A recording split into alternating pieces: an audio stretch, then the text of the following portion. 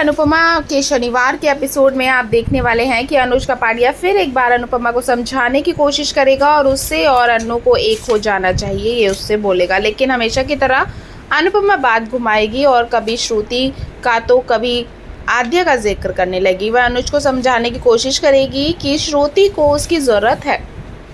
तब अनुज फिर से अनुपमा को याद दिलाएगा कि वो हमेशा की तरह दूसरों के बारे में सोची जा रही है और खुद का ख्याल नहीं कर रही है। अनुज अनुपमा को बताएगा कि वह एक बार उसके हाथ थाम कर तो देखे, वो दुनिया से लड़ जाएगा।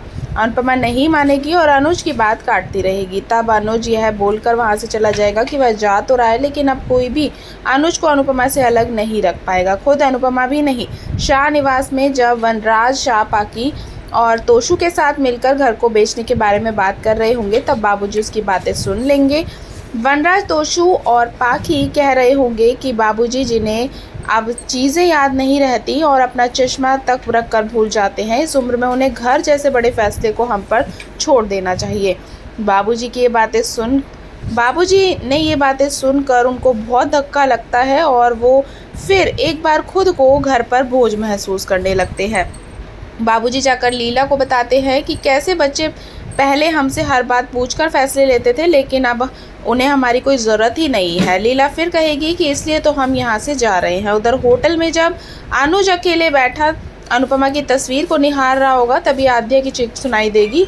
वह फ़ौरन अनुपमा को कॉल करेगा और आद्या को लेकर हॉस्पिटल दौड़ेगा, जहाँ अनुज को पता चलेगा कि बाहर का खाना खाने की वजह से छोटी को पेट का इन्फेक्शन हो गया है।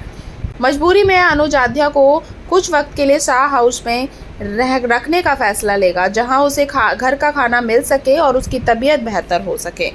वनराज मौका देखकर अनुज और अनुपमा पर फिर से तंज कसेगा और कहेगा कि वो कब तक एक दूसरे के साथ रहने के लिए बेटी का जरिया बनाते रहेंगे। अनुज से यह बात सही नहीं जाएगी इससे पहले कि अनुपमा वनराज को जवाब दे। वह खुद जाकर उसे कहेगा कि उसे साथ रहने के लिए किसी को जरिया बनाने की ज़रूरत नहीं है। इसके अलावा वनराज शाह सुहागरात वाले दिन जानबूझकर अंश को डिम्पी और तपेश के कमरे में छोड़ जाने की घटिया हरकत करेगा। वो सोचेगा कि इस तरह दोनों के दरमियान फासले बढ़ेंगे और जल्द ही तपेश का असली चेहरा सबके सामने आएगा। लेकिन तपेश इस सिचुएशन को बहुत ही समझदारी से हैंडल करके वनराज को शॉक्ड कर देगा। ऐसी ही तमाम अपडेट्स को जानने के लिए हमारे साथ बने रहें। हमारी वीडियो को लाइक, शेयर, सब्सक्राइब करना बिल्कुल ना भूलें।